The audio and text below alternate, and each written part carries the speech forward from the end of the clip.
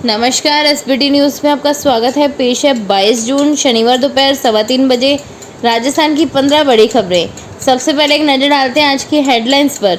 दो दिग्गज वसुंधरा और कटारिया दिखाई देंगे एक कार्यक्रम में लंबे समय बाद एक साथ। सोना 870 रुपये गिरकर 72,380 रुपये पर आया। चांदी में भी 2,000 रुपये की गिरावट। निर्मला सीतारमण ने की राज्यों केंद्र शासित प्रदेशों के वित्त मंत्रियों के साथ बजट पूर्व बैठक। प्रदेश में मेघराज सिंह रॉयल से जुड़े कई ठिकानों पर छापेमारी। महिलाओं को थर्ड ग्रेड लेवल 1 में ही मिलेगा 50% आरक्षण। और अब खबरें विस्तार से सुनिए। राजस्थान की राजनीति के दो दिग्गज एक कार्यक्रम में लंबे समय बाद एक साथ दिखाई देंगे।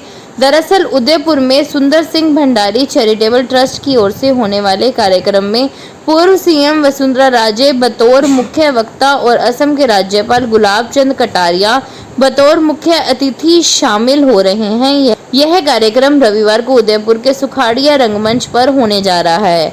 वैसे 10 साल से सुंदर सिंह भंडारी चैरिटेबल ट्रस्ट की ओर से विशिष्ट लोगों का सम्मान किया जा रहा है, लेकिन पहली बार इस कार्यक्रम की चर्चा सियासी हलकों में हो रही है।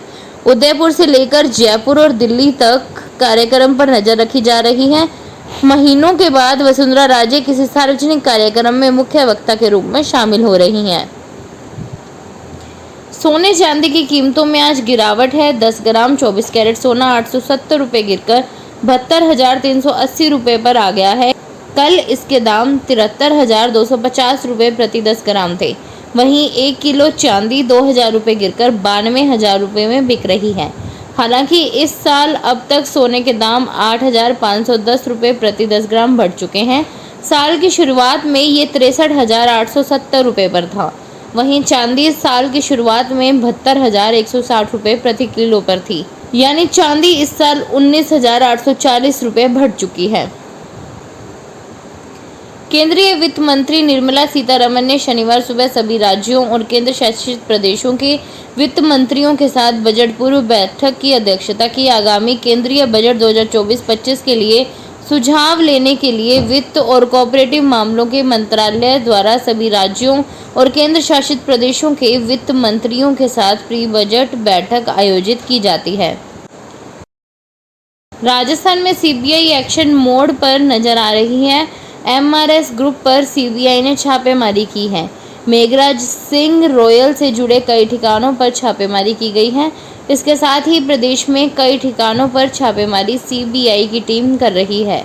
बजरी खनन से जुड़े मामले को लेकर छापेमारी की सूचना है।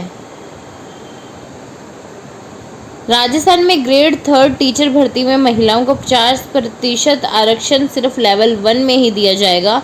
शिक्षा मंत्री मदन दिलावर ने बताया कि लेवल 1 में कक्षा 1 से 5वीं तक पढ़ाने वाले टीचर आते हैं जो छोटे बच्चों को पढ़ाते हैं, जबकि लेवल 2 में कक्षा 6 से 8वीं तक पढ़ाने वाले टीचर आते हैं। फिलहाल सिर्फ लेवल 1 में ही होने वाली भर्ती में ही महिलाओं को 50% आरक्षण दिया जाएगा। जयपुर में परिवहन आयुक्त के औचक निरीक्षण के बाद हरकत में आए आरटीओ जयपुर प्रथम की ओर से 7 मोटर ड्राइविंग स्कूलों को 15 दिन का नोटिस देकर निलंबित कर दिया गया है। अगर ये स्कूल नोटिस का जवाब तय समय पर नहीं दे पाए तो निरस्त करने की कार्रवाई की जाएगी। इसके अलावा करीब 10 और स्कूलों को नोटिस देने की तैयारी की जा रही है। आंध्र प्रदेश के पूर्व मुख्यमंत्री वाईएस जगन मोहन रेड्डी की पार्टी वाईएसआरसीपी का कार्यालय शनिवार सुबह विजयवाड़ा के ताड़ेपल्ले जिले में ध्वस्त कर दिया गया। ऑफिस को गिराने के लिए बुलडोजर का सहारा लिया गया। इसके तुरंत बाद वाईएसआरसीपी ने मुख्यमंत्री चंद्रबाबू नायडू की पार्टी तेलुगु देशम पार्टी पर प्रतिशोध की राजनीति करने का आरोप लगाया। कॉलेज शिक्षा आयुक्तालय ने राजस्थान के सभी सरकारी कॉलेज में प्रवेश तिथि में बदलाव किया है। अब राज्य के सरकारी कॉलेज में 26 जून तक प्रवेश के लिए आवेदन किए जा सकेंगे। ऐसे में अब आगामी 8 जुलाई से राज्य के सरकारी कॉलेजों में नियमित अध्ययन शुरू हो सकेंगे। आयुक्तालय के संयुक्त निदेशक प्रोफेसर विजय सिंह जाट ने आदेश जारी किए हैं।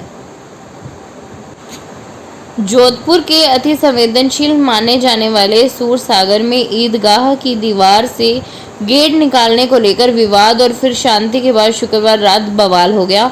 पथराव के साथ ही दुकान और गाड़ियों को फूंक दिया गया। पुलिस को आंसू गैस के गोले तक छोड़ने पड़ गए। क्षेत्र में तनावपूर्ण शांति है।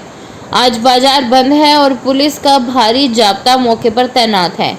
इस बीच जोधपुर पश्चिम के थाना क्षेत्र सूरसागर, प्रतापनगर सदर, देवनगर और राजीव गांधी नगर के संपूर्ण क्षेत्र में धारा 144 लगा दी गई है। दिल्ली में कांग्रेस के साथ हाथ मिलाने वाली आम आदमी पार्टी ने लोकसभा चुनाव के नतीजे आने के बाद गठबंधन तोड़ दिया है। लोकसभा चुनाव के लिए दोनों पार्टियों ने दिल्ली में 4:3 के फॉर्मूले पर चुनाव लड़ा था, यानी 4 सीटों पर आप और 3 सीटों पर कांग्रेस ने उम्मीदवार उतारे थे। लेकिन इसके बावजूद दोनों पार्टियों ने दिल्ली की एक भी सीट पर जीत हासिल करने में कामयाब नहीं हुई, जिसके बाद आपने गठबंधन से कदम पीछे खींचते हुए दिल्ली विधानसभा चुनाव अकेले लड़ने का ऐलान किया है। ऐसे में अब कांग्रेस भी आपके खिलाफ मोर्चा खोलती नजर आ रही है। इस बीच दिल्ली के मंत्री और आप नेता सौरभ भारद्वाज ने कांग्रेस से नरमी बरतने की अपील की है। उन्होंने कांग्रेस को नसीहत देते हुए कहा है कि पार्टी को इंडिया गठबंधन को ध्यान में रखना चाहिए। राजस्थान ऊंट दिवस के उपलक्ष्य में शनिवार को रेवाड़ी रायका देवासी समाज वीर हडमल रायका गौरव दिवस पर अलवर में असली राजस्थानी नज़ारा देखने को मिला। समाज के लोग लाल पगड़ी और धोती कुर्ते में सज धज कर पहुंचे।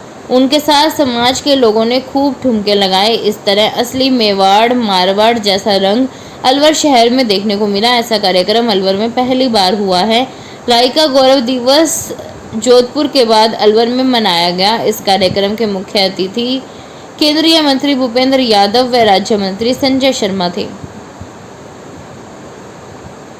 राजस्थान की भजनलाल सरकार की पूर्ववर्ती गहलोत सरकार की चिरंजीवी योजना को बंद करने की खबरों को लेकर पूर्व चिकित्सा मंत्री प्रसादी लाल मीणा ने बड़ा बयान दिया है। इस मामले में प्रसादी लाल मीणा ने मुख्यमंत्री भजनलाल शर्मा पर निशाना साधा है। उन्होंने विवादित बयान देते हुए इशारे में मुख्यमंत्री भजनलाल शर्मा को अज्ञानी तक बोल दिया। उन्होंने कह डाला कि इस बेचारे को क्या पता चिरंजीवी योजना क्या है।